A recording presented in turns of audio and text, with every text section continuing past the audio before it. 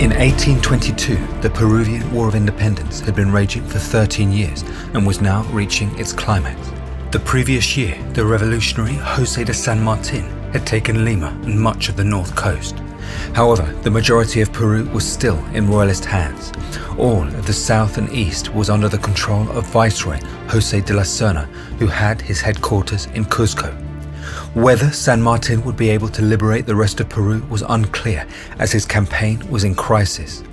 His soldiers were angry that they hadn't been paid for months and that their living conditions were terrible. Sometimes they were even having to eat food that was rotten. This was all because San Martín had totally run out of money. His main patron, Buenos Aires, was refusing to keep financing him. San Martín owed money not just to his men, but also to the British fleet that had been providing naval support to his campaign. Eventually, the British fleet stole the money that they were owed from the treasury and left. It was hard to see how liberating the rest of Peru was going to be possible. San Martín knew that he needed help, so he agreed to a meeting with the man who had just liberated Colombia and Venezuela, Simón Bolívar. These two most important revolutionaries met in Guayaquil in July of 1822 to discuss how they would defeat the royalists in Peru. We don't know exactly what was said at the meeting, but we do know what the two men did afterwards. San Martín gave up his position and retired to France. Bolívar became the supreme commander of the campaign to liberate Peru and committed all his men and resources to the cause. However, immediately Bolívar faced an even bigger crisis than San Martín had. Upon taking command of the campaign, Bolívar inherited 2,500 of San Martín's former soldiers in Lima. However, 3/4 of these men had become so angry about not being paid that they defected to the royalists. This presented a serious threat. Bolívar urgently needed to get his resources and his remaining men out of Lima before they were captured.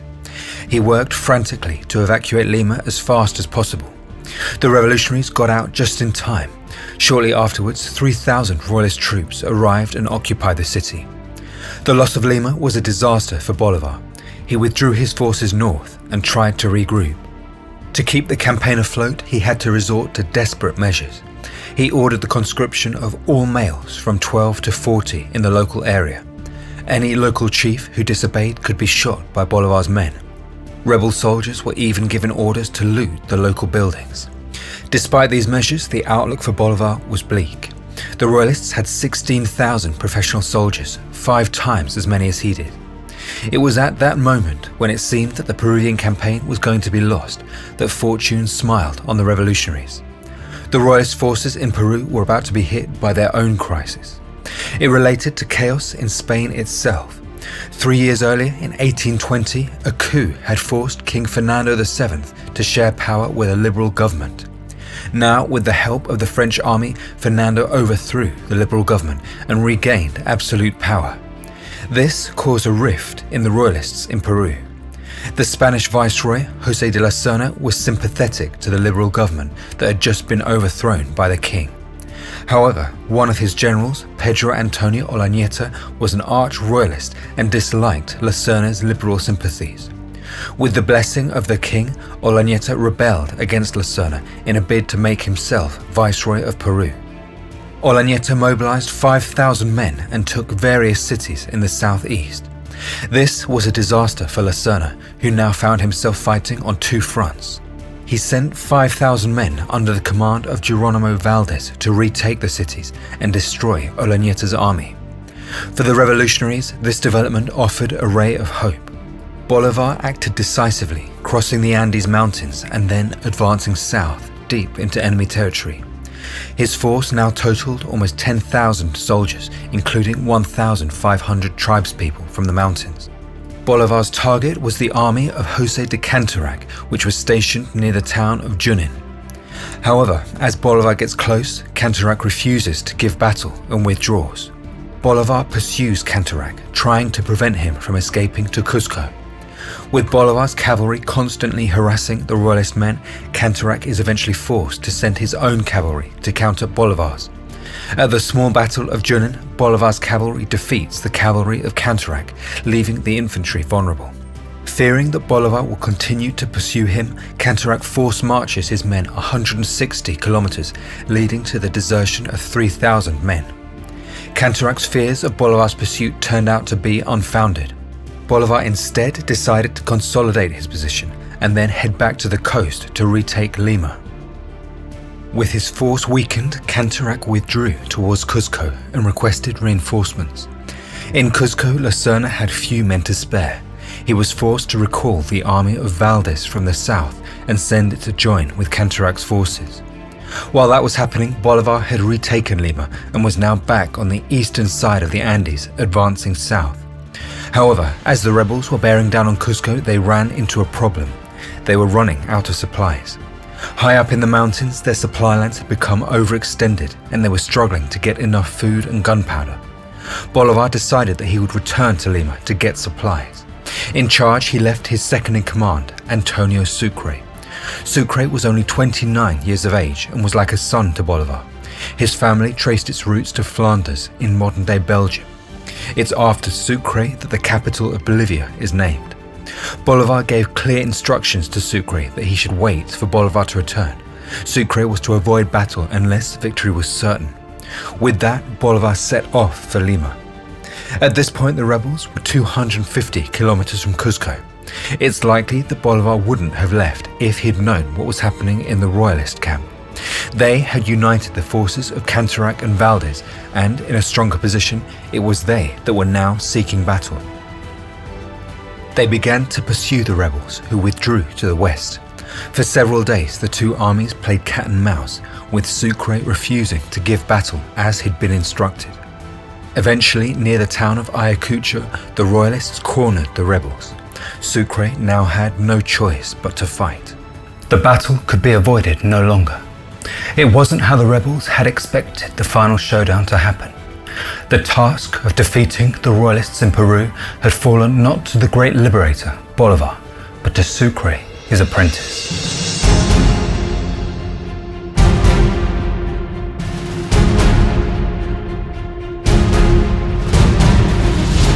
At 8 in the morning, one of the royalist generals rode into the rebel camp and proposed that the officers greet each other before the battle began. Many of the commanders were linked by ties of friendship or family since they'd fought on the same side in campaigns in the past. With the authorization of Sucre, 100 officers greeted each other and shared a hug before the fighting began. With that, the two sides deployed for battle. Sucre's forces are split into 4 divisions. On the left flank are 1,600 men, led by General José de la Mar.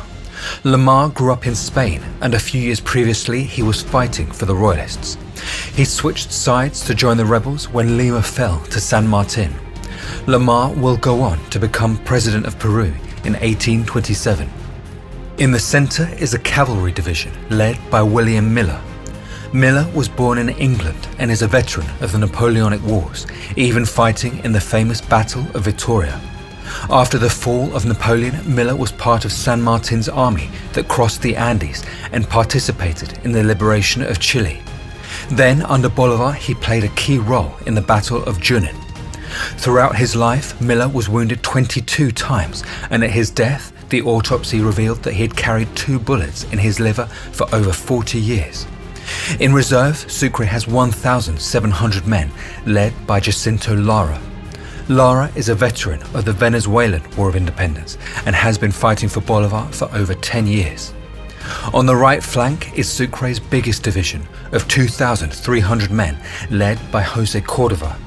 Cordova was born in Antioquia, Colombia, and participated in the Battle of Boyaca, which gave Colombia independence.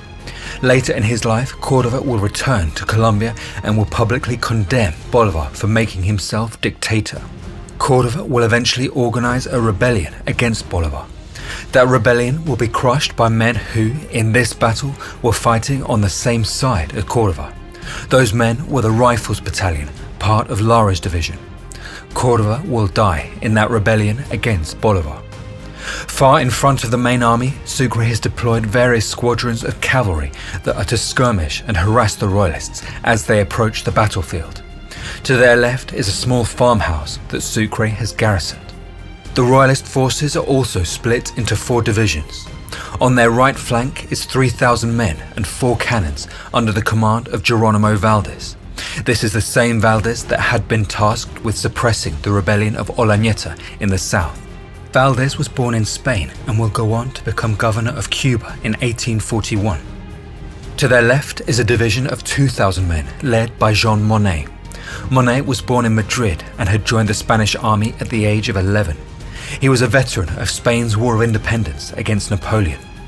The 3rd Division is composed of 1,200 cavalry and led by Valentin Ferraz. Ferraz was also a veteran of the war against Napoleon and will go on to become Prime Minister of Spain in 1840. He held the office for only 16 days.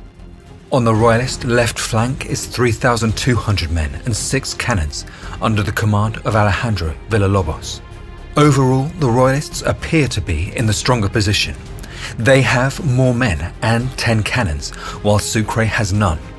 That said, it isn't clear how they should attack. Between the 2 armies is a large ditch which will leave them exposed as they cross it. Flanking maneuvers aren't possible as the terrain slopes steeply downwards at the sides. The Royalists make a plan to attack in 2 phases. The first phase will involve driving off the cavalry skirmishers and securing the farmhouse, and then crossing the ditch. Only when all their forces are deployed on the other side of the ditch will they launch the second phase of their attack, a full frontal advance, making use of their cannons and superior numbers. At 10 AM, the Royalists begin their attack. The first phase is carried out successfully. The cavalry skirmishers are driven back and the Royalists secure the farmhouse. Then the entire Royalist army begins to cross the ditch and deploy for battle. However, the Royalist plan now starts to go wrong. Sucre's left flank moves forward to challenge the Royalist control of the farmhouse. The division of Valdez uses its cannons against the advancing troops. On the other side of the battlefield, this causes confusion. One of the battalions of the Villalobos division, the Cusco battalion, hears the cannon fire and believes that it signals the beginning of the second phase of the plan. This is incorrect. The majority of the Royalist army is in fact still not in position and not ready for the general advance. The Cusco battalion advances much too far forward and finds itself fighting against the entire Córdoba division. Isolated and outnumbered, the battalion of Cusco suffers heavy losses and begins to fall apart. Seeing this, Villalobos leads the Alexander battalion to the front to try to support the battalion of Cusco. It too is overwhelmed and forced to fall back. Seeing an opportunity, William Miller acts without Sucre's orders and charges to help the Córdoba division press their advantage. While the Royalist left flank is falling back, their right flank is having more success and putting huge pressure on Sucre's left. The division of Lamar is getting pummeled by cannon fire, but the lines just about hold on. Sucre sends the division of Lara to reinforce the line. Meanwhile, the Royalist left flank continues to fall back and is forced to abandon their 6 cannons. Those cannons haven't fired a single time, a huge failure for the Royalists. Both sides commit more of their reinforcements to the fight. La Serna desperately needs to prevent a full-on rout of his left flank, so he sends the 2 battalions of Girona into the fray. At the same time, the Monet division is ordered to cross the ditch and attack in the center. To counter the Monet division, Sucre sends 2 cavalry squadrons and 1 infantry battalion to wait for the Monet division and surprise attack it as it climbs out of the ditch. The Monet division emerges from the ditch and is immediately met with cavalry and musket fire. It performs extremely badly and fights with little determination. In fact, some historians have speculated that Monet himself was not truly committed to the Royalist cause. To stop the division of Monet collapsing, General Ferraz charges with 500 horses into the rebels' right flank, but is met with heavy musket fire, which kills his horse underneath him. The rebel left flank is continuing to collapse, and so La Serna himself joins in the fighting in an attempt to rally his forces. Even this is to no avail. Sucre's right flank continues to overwhelm the Royalists, and eventually La Serna himself is wounded and captured. Some of Sucre's men climb halfway up the mountain and plant the Colombian flag. The division of Valdez, which is still fighting effectively, seized the Colombian flag. They realize that the battle is lost and withdraw. Sucre's victory is total. 2,000 royalist soldiers have been killed and 3,000 captured. The battle had been a story of two flanks. In the north, it was the royalists under Valdez that had the upper hand and were on the verge of breaking through. In the south, it was the rebels that came out on top. The difference had been that while in the north the rebels had just about held on, in the south the royalist lines had broken. Much of that was due to the determined fighting of the division of Córdoba, and for that Córdoba would go on to be known as the hero of Ayacucho.